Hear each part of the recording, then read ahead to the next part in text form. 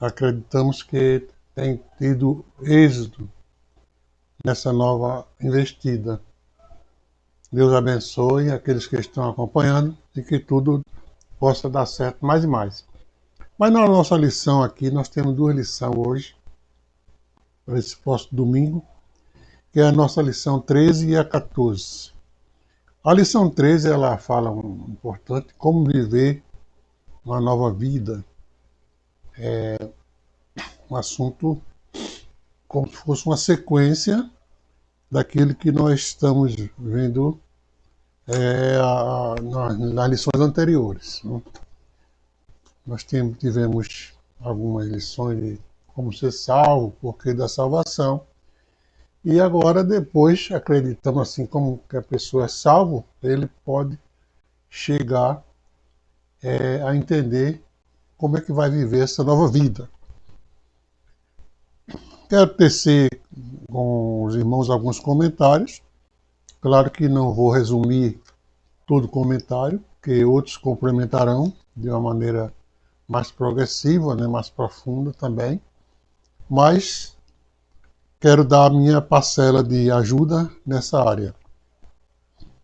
Então, o processo de salvação ele é dividido em três fases. A teologia sistemática ela divide o processo da salvação em três fases, que é a justificação, e a regeneração e santificação. Tem alguns que colocam a santificação antes da regeneração e outros colocam a regeneração invertida. Aqui nós vamos trabalhar com a justificação em primeiro plano. Na justificação, nós temos aquele momento em que, após ouvir a palavra de Deus, é aquela parte onde a Bíblia diz que o crer vem pelo ouvir, a pessoa reconhece sua condição de pecador, reconhece que, segundo a Bíblia, ele está marchando para o castigo eterno, então ele para dar ouvido e dar lugar ao Espírito Santo.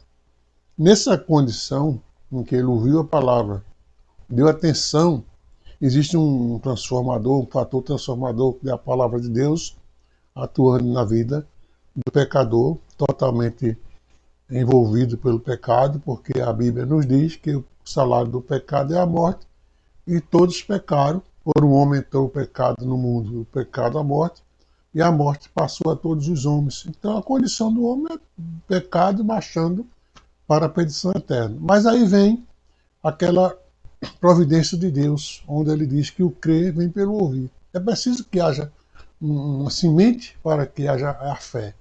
E essa semente é ouvir a palavra de Deus. Por isso que existe a necessidade da evangelização, a necessidade da pregação. O próprio Jesus disse, ide por todo mundo e pregar o evangelho a toda criatura. Porque ele sabia que só através do ouvir é que poderia gerar esse processo de fé nas pessoas, que também acenderia o fogo do Espírito Santo na vida do infiel, do pecador, e ali haveria um processo de recebimento da graça.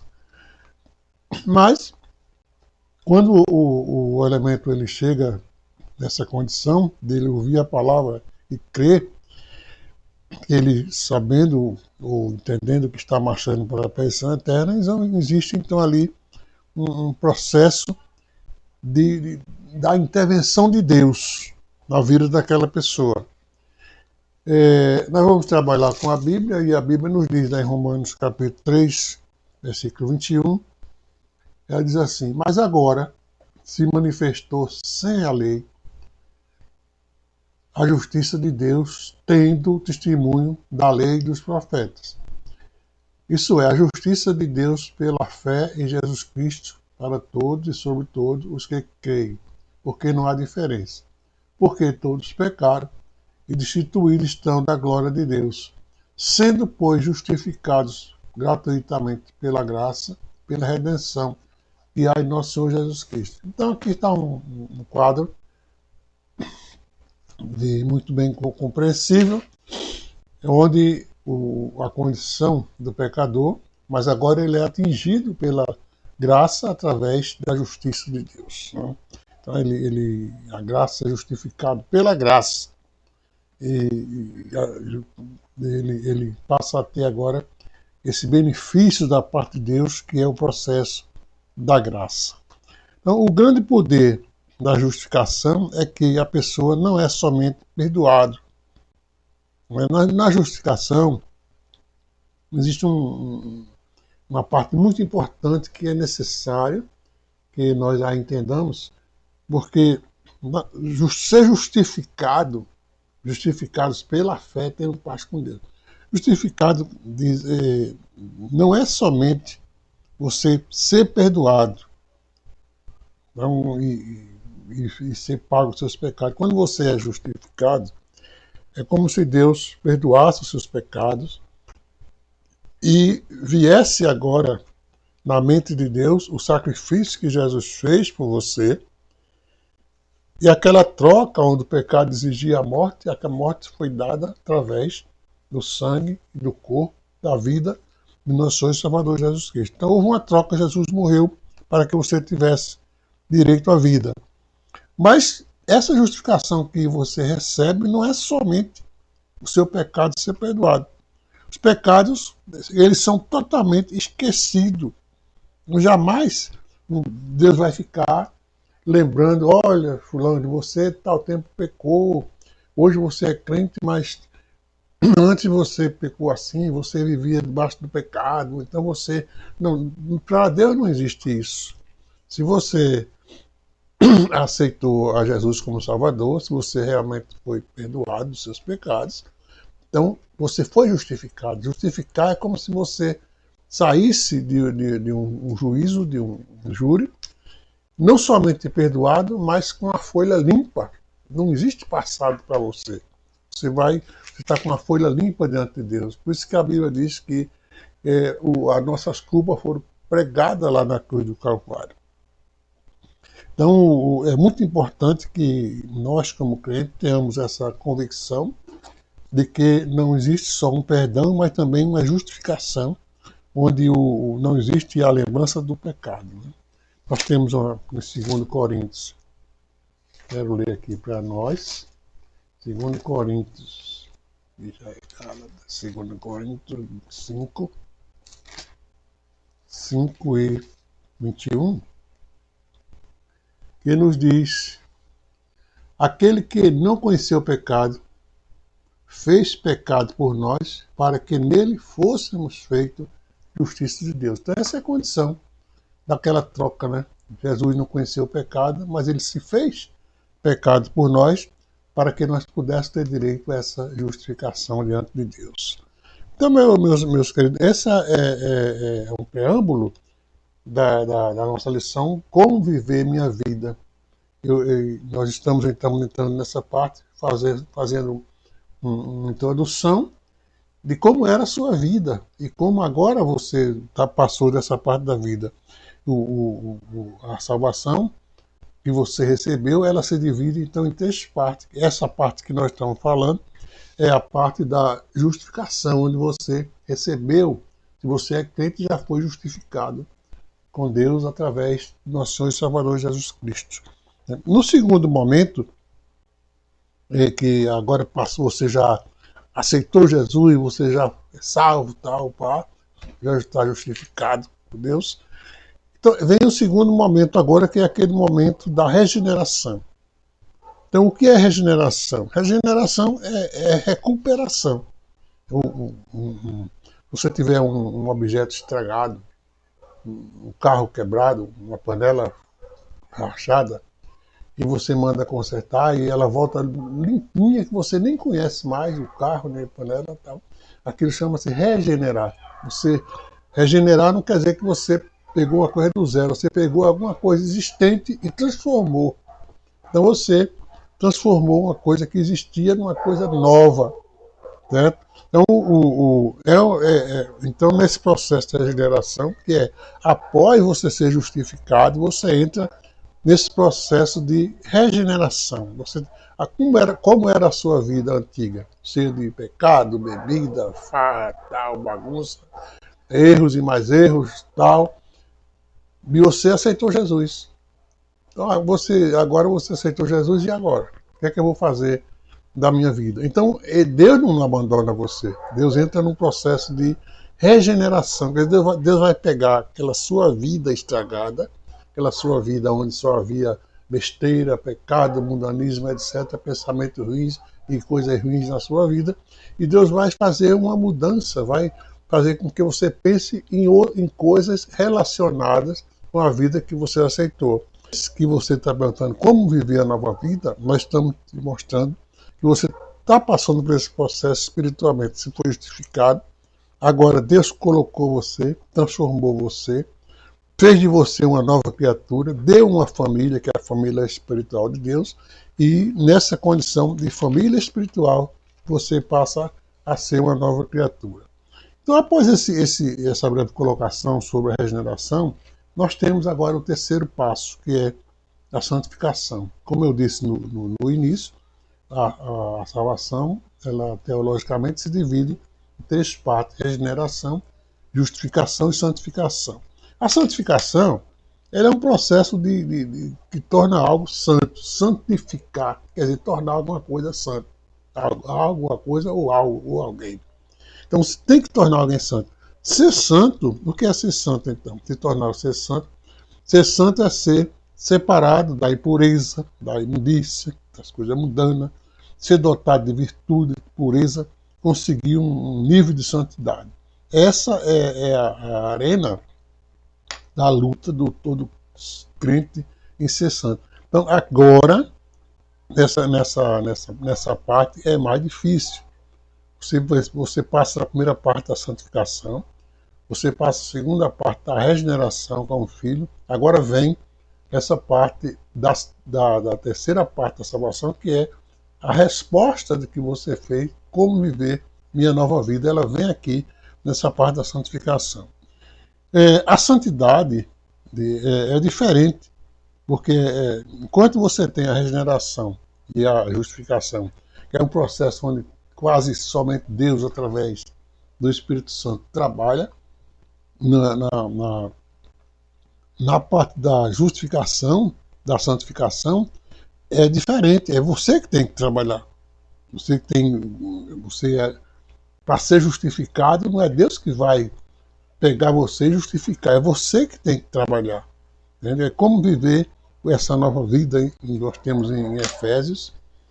Não sei se você está entendendo o que eu estou dizendo, mas eu estou dizendo o seguinte, que santificação é a parte da salvação onde você trabalha, onde você se dedica ou não se dedica. Efésios 4:1 diz assim: Rogo-vos, pois, servo do Senhor, que andeis como digno da vocação que foste chamado, com toda a humildade e mansidão, com longanimidade, suportando-vos uns aos outros em amor, procurando guardar a unidade do Espírito Santo pelo vínculo da paz, porque há um só corpo, um só Espírito, como também foste chamado em uma só esperança da vossa salvação, um só Senhor, uma só fé, um só batismo e um só Deus, Pai de todos. Então, ele começa dizendo: rogo, pois, que andeis conforme a vocação que foste chamado. Porque para ser santo, é você que tem que dar o primeiro passo.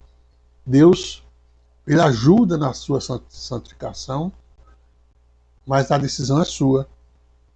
Então, a vida, podemos ler também um monte de versículos aqui, eu quero ler porque são versículos bons. 1 Coríntios 6:9. Não deixem de acompanhar esses versículos que são separados. Não se preocupe com o tempo. 1 Coríntios 6. 1 Coríntios 6 diz assim: Não, mas vós não sabeis que os injustos não hão de herdar o reino de Deus? Não erreis, nem os devassos, nem os idólatras, nem os adúlteros, nem os efeminados, nem os sodomitas, nem os ladrões, nem os avarentos, nem os bêbados, nem os maldizentes, nem os roubadores herdarão o reino dos céus, o reino de Deus. Então veja que o 11 ainda diz, e é o que alguns têm sido, mas a vez vocês foram lavados e foram santificados. Mas foram justificados em nome do Senhor e pelo Espírito Santo. Ele está dizendo aqui como é que você deve viver. Como é que eu devo viver a minha vida? Assim, ó. Não erreis. Não seja devasso, não seja idólatra, não seja mentiroso, não seja efeminado, não seja ladrão, não seja avarento, não seja bêbado, não seja maldizente, não seja roubador. Certo? Então, como é que eu vou viver minha nova vida? Dessa maneira, conforme diz a palavra de Deus. Ou você, essa parte aqui é Deus que vai fazer em você? Não. Essa é a parte da santificação na vida da pessoa, do crente. Deus não vai fazer isso por você. É você que vai decidir. Você quer roubar? Você pode roubar. Você quer matar? Você pode matar. Agora, se você decidir não roubar e não matar, e não tiver força, Deus vai te dar força. Mas se você tomar a decisão, não, eu quero roubar a mulher de fulano, eu quero roubar dinheiro de fulano, eu quero invadir tal coisa, é por sua conta. Mas se você quer viver uma nova vida, a Bíblia te ensina como deve ser. Vamos ver ainda em Colossenses 3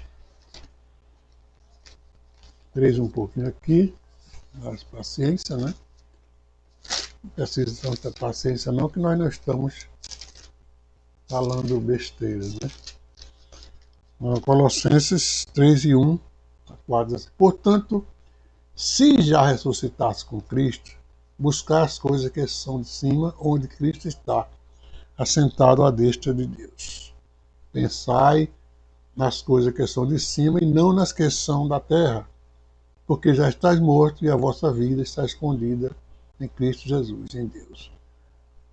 Então, quando Cristo quer a nossa vida se manifestar, então também vós vos manifestarei com ele em glória. Aqui está.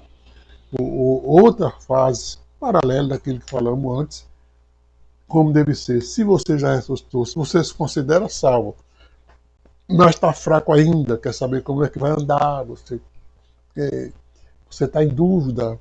Então a Bíblia diz assim, ó, se você já ressuscitou com Cristo, então buscar as coisas que são de cima. Por exemplo, se você já mudou de Pernambuco para São Paulo, você vai viver agora conforme o costume de São Paulo. Se você mudou de São Paulo para os Estados Unidos, você vai viver conforme o sistema dos Estados Unidos. Se você é solteiro e casou, você vai viver agora um sistema de casado. E ele está dizendo aqui, se você já ressuscitou com Cristo, vai viver um sistema de quem já ressuscitou.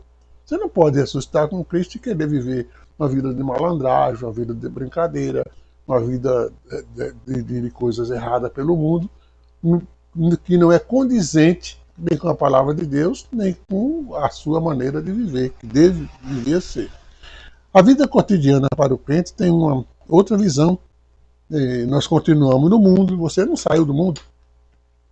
Nós continuamos no mundo comendo, bebendo, dormindo, trabalhando, casando, morrendo. Porém, tudo isso tem que ser feito. Eu tenho que sair de manhã para trabalhar, alguém tem que trabalhar, tem que, na hora do almoço, almoçar, tem que ir para casa dormir, quem é casado tem que ficar com a sua esposa. Tudo isso é normal acontecer, porque você é crente, não vai deixar de comer, de dormir, de passear, de trabalhar. Não, você continua trabalhando. Mas, essas coisas que você fazia, se você ia trabalhar e ficava com aquelas brincadeiras, a Bíblia já diz assim, não se reúna com certas pessoas. Está escrito lá no Salmo. Se você bebia, não beba mais. Se você roubava, não rouba mais. Então, você faz tudo isso no mundo, a Bíblia diz, está no mundo, mas não é do mundo. Você está no mundo, mas você agora é de Deus. Você tem outra vida, certo? O conhecimento, você tem que ter um conhecimento da vida espiritual que deve nortear sua nova direção, suas atitudes, seus sentimentos e seus atos não serão mais involuntários, mas sim controlados pelo Espírito Santo em nossas vidas. Isso quer dizer que você não pode mais agora dizer, não, eu fiz isso, não sabia, vou fazer isso, não sabia, não. Você não pode ter atos involuntários, você tem que ter um controle pelo Espírito Santo de Deus. Então, respondendo à sua pergunta, como viver em nossa vida, é a palavra de Deus, está respondendo, é o nosso manual, é o nosso roteiro, para que não percamos o roteiro, o rumo, né? O caminho, porém, possamos sim atingir nosso objetivo final, que é estar com o Senhor no seu reino milenar. Então, como eu vou viver minha vida, viver de tal forma que agrade a Deus e que eu esteja seguro de que quando Ele vier nos buscar para o seu reino, nós estejamos prontos para subir com Ele. Na segunda lição, eu espero que a gente tenha chegado a uma pergunta, a uma resposta dessa lição 13, que diz como viver uma nova vida. Espero que eu tenha respondido. Vocês leiam os versículos que vão encontrar, responder esses versículos é importante, porque isso nos mostra como temos a necessidade de aprender a viver essa nova vida, para não ser crente e continuar como crente. Isso é uma coisa tão comum. Quando eu fui crente, eu fazia algumas coisas, eu tinha uma casa, fumava e eu cheguei no outro dia, fui crente numa sexta-feira, eu acho, um dia lá na igreja de Massaranduba, e no outro dia eu fui trabalhar. Aí eu fiquei assim, agora eu não sentia mudança nenhuma, né? Eu não fiquei maior, não fiquei mais branco, nem mais preto, nem mais alto, nem mais baixo, porque é a mesma coisa. Mas eu ficava pensando, e agora? Como é que o que é ser crente agora? O que é que eu faço e o que eu não faço? Isso é uma dúvida que existe em todo novo convertido. Para isso ele precisa de comparecer aos cultos de instrução, ele precisa ler a palavra de Deus, ele precisa se juntar com pessoas amadurecidas para ter um conhecimento melhor, pessoas que já passaram por esse processo, porque ele não sabe o que é que vai fazer. É uma criança, quando nasce, se você der uma brasa para ela segurar, ela segura, se você der um prego para ela comer, ela come, porque ela é uma criança. E o novo convertido é uma criança, precisa de instrução para como viver a nova vida. Mas a palavra de Deus nos dirige, nos direciona para todo esse caminho, para a gente não errar o caminho do Senhor. Tá certo? Então, com o tempo você cresce, você aprende e você chega a entender o caminho que você assumiu.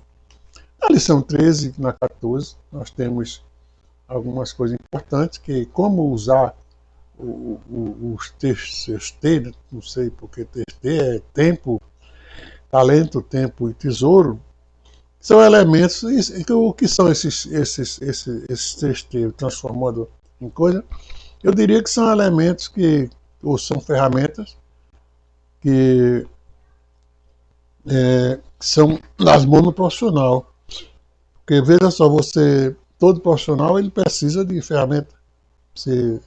É fundamental que nosso crescimento tenhamos consciência da nossa responsabilidade, não só na casa do Senhor ou na igreja, mas também no nosso corpo de Cristo, onde fazemos parte espiritualmente. Então, estou querendo dizer aqui que esses 3T, o tesouro, o talento, o tempo e o tesouro, são ferramentas que Deus nos dá para que possamos trabalhar. Você não pode entrar numa firma e trabalhar de eletricista sem um alicate.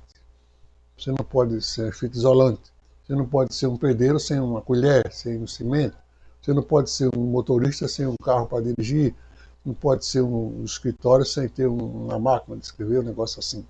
Então, então você tem de lhe dar esses talentos, como você vai usar, e lhe dar a condição de saber usar. Não é? Porque eu posso dar um alicate a qualquer pessoa e ele não saber usar. Então eu preciso que dê o alicate, mas dê instrução como é que vai usar. Então como é que eu vou usar esses 3 talentos? A palavra de Deus também nos ensina.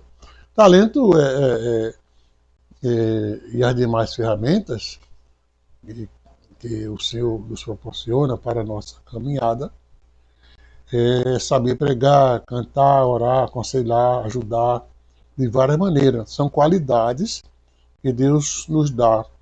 Porém, é para ser usada na obra com humildade e amor, não para a sua glória pessoal. Então, esses talentos, essas ferramentas que Deus nos dá, são ferramentas para uso na obra do Senhor. Por exemplo, se você sabe cantar bem na casa do Senhor, você tem que ser um cantor na obra de Deus. Você não vai ser um cantor para o mundo, e pensar que está louvando a Deus. Se você sabe pregar, não fique se gloriando porque sabe pregar, é o melhor pregador. Você vai pregar com humildade, usar os seus talentos com humildade na casa de Deus. Certo? Então é isso que a Bíblia diz em Efésios 5:16, ele aconselha a saber controlar o tempo, né? O tempo é importante. Porque, às vezes você tem que fazer uma coisa hoje, não, vou deixar para amanhã, vou deixar para depois, não faz. E termina o tempo passando e você não faz nada disso. Sobre o tesouro, nós encontramos Deus nos aconselhando que é melhor dar do que receber. Isso em Atos 20:35. Não depender dos outros é uma grande dádiva de Deus, né? Nós não devemos fechar nossas mãos para a necessidade, principalmente da casa do Senhor. No caso de dízimos e ofertas, são coisas voluntárias, né? E deve ser dado de bom coração, não pode ser por imposição ou se sentir mal, porque não, alguém pressionou, pressão social, etc. Para se mostrar que deu, pode ser assim.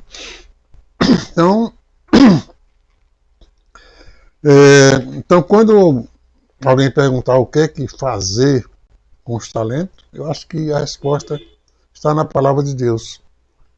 Os talentos são ferramentas que Deus nos proporciona, tanto o tempo, tem gente que quer ter tempo e não tem, mas tem outros que têm tempo, tem que saber gerenciar esse tempo. Né? Então, o talento é aquilo que as qualidades, o que é um talento, já foi falado aqui. Você canta, você prega, são talentos, são qualidades que Deus te deu. E Deus também dá condições financeiras às pessoas, como um tesouro, né? Para que você, se não tiver os talentos para cantar, para pregar e tal, mas você é uma pessoa que contribui. Você não deixa de fazer a sua obra contribuindo na casa do Senhor. Então que Deus seja misericordioso conosco, nos abençoe, nos dê a compreensão na sua palavra, e nos ajude a entender, né, a entender os seus propósitos. Que essas perguntas que foram feitas aqui, como viver minha nova vida e como usar os talentos, que seja respondido e que Deus possa ampliar os vossos conhecimentos. Amém?